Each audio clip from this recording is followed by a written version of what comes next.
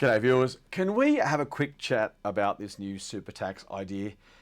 Now look, let's be very, very clear. I have no issue with people with large super balances paying a little bit more tax. Now, no one likes to pay more tax, don't get me wrong, but the reality is super is incredibly tax effective. And if you've got more than $3 million to use the number that the government's talking about, you're in a pretty good place. And at some point it just becomes a tax shelter, not an incentive to save for retirement. You've already saved enough for retirement by the time you get to that level, right? The taxpayer shouldn't necessarily be subsidising more and more. If you think we should pay less tax overall, that's fine, it's a different conversation. But as a share of the tax burden, I don't reckon it's a real problem. If you've got more than $3 million, you've got to pay a few more dollars in tax.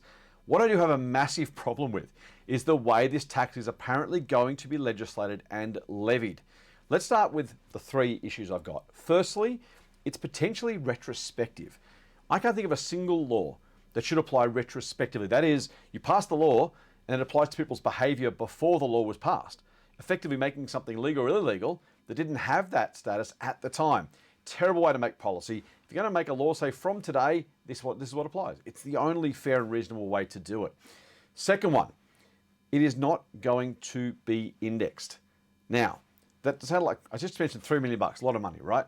Problem is, the AMP has done some numbers. Their Deputy Chief Economist, Diana Messina, has done some numbers. The average wage earner, who's 22, I think she said today, by the time they retire, will have more than $3 million in super. Why? Because wages go up and investment returns hopefully go up. That's what we're in the business for.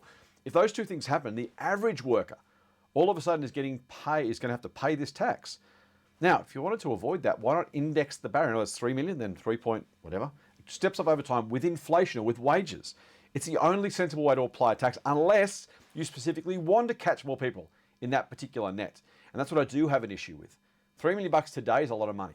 $3 million in 40 years, it sounds like it's a crazy thing to say it's not going to be a lot of money. It's going to be less than the average worker's superannuation balance. In other words, more people than not are going to get captured in this net. Not a good thing, not good policy. Index it. If you want to start lower and index it, we have that conversation. But at least recognize that capturing more people because wages go up and portfolios grow is really, really bad policy. The third and probably the worst, although each of the three is pretty ordinary, is it's going to apply to unrealized gains. Now that sounds like a bit of finance jargon, and it is. Here's the thing, right now, you have to pay capital gains tax if you sell an asset. So sell is the important part here. You pay income tax if you receive income, whether that's wages, interest, dividends, rent, whatever your investments deliver or your work delivers, you pay tax when the money comes in. In other words, the cash transaction prompts the payment and the liability, the liability to the tax office. That's a realized gain or a realized income. Unrealized gains means this. Let's say you have let's pick a round number because I'm not a very smart man. Let's go with a $1 million house. $1 million house goes up by 10%. Lovely, right? You now got $1.1 million. You don't pay tax until that house is sold. But unrealized gain, there would be a tax liability due on the $100,000 profit you've made, even though you haven't seen a cent of that gain. Taxing unrealized gains is also, in my mind, a completely crazy way to apply this law. Retrospective is bad. Not indexing is bad. Making it on unrealized gains is bad.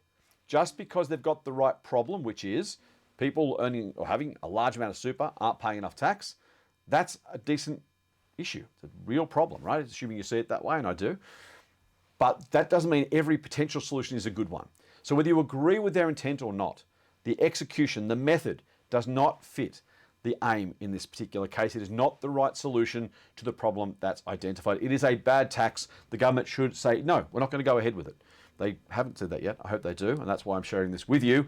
Regardless of whether you're captured by this, regardless of whatever your opinion is on superannuation or superannuation balances, those three things are not things we should have in our tax, or any law, frankly, but certainly not in our tax law. All right, that's the rant over. Thanks for watching. I'll see you soon.